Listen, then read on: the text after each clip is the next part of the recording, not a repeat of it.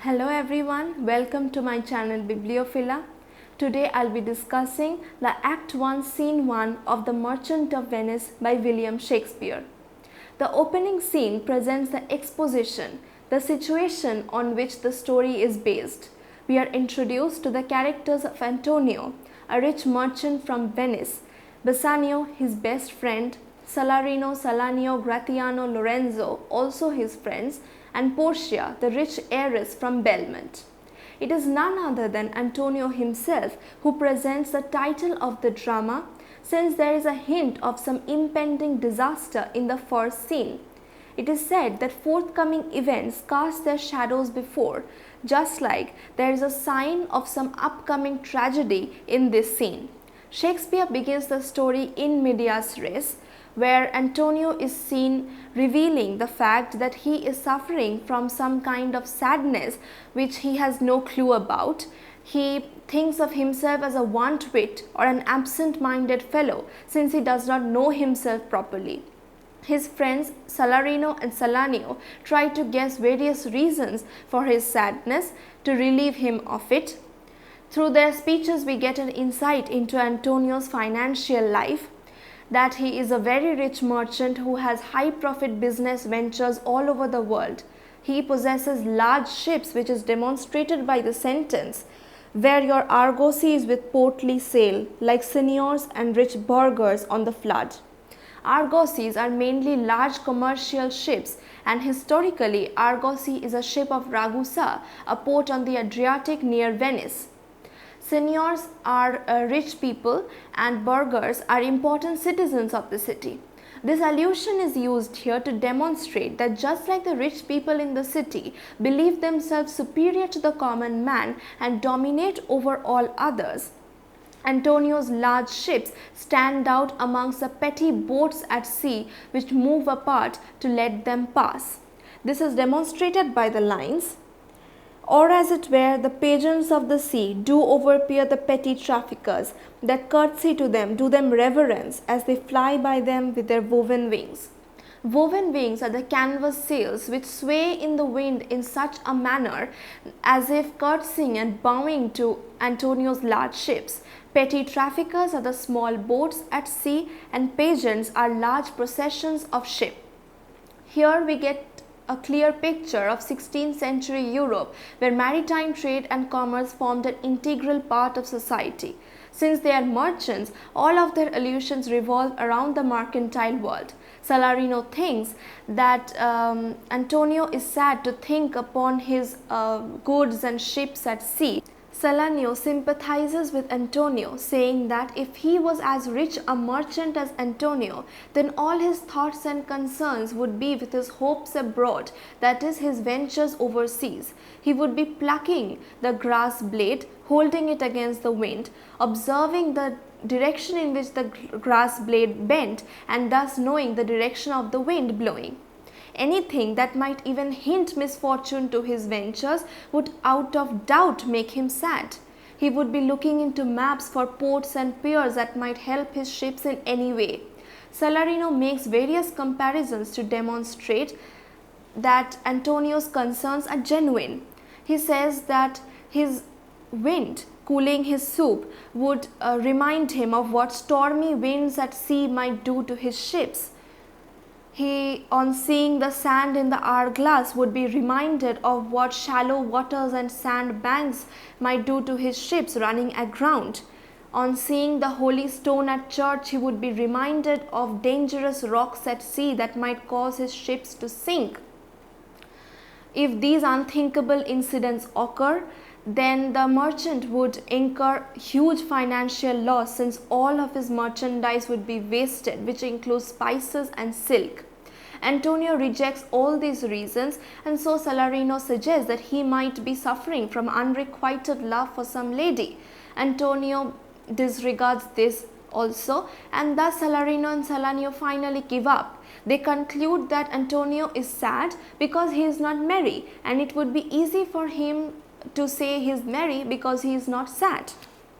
Now by two-headed Janus, nature hath framed strange fellows in her time, some that will evermore peep through their eyes and laugh like parrots at a bagpiper, and other of such vinegar aspect that they'll not show their teeth in way of smile, though Nestor swear the jest be laughable.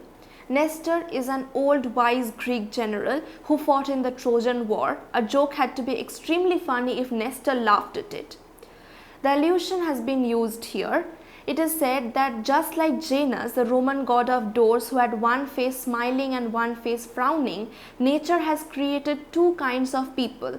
One that will laugh foolishly at anything just like parrots laugh at a bagpiper, and others of such sour expression that they'll not even smile at the funniest of jokes. Just after that, Bassanio enters along with Gratiano. Salarino and Salanio leave after a merry exchange of greetings with them. Gratiano observes that Antonio does not look well, and the reason for that, he thinks, is that Antonio is obsessed with worldly affairs. He knows that people who worry too much about money, property and profit and business incur losses more frequently than people who do not. Antonio says, I hold the world but as the world, Gratiano, a stage where every man must play a part, and mine a sad one.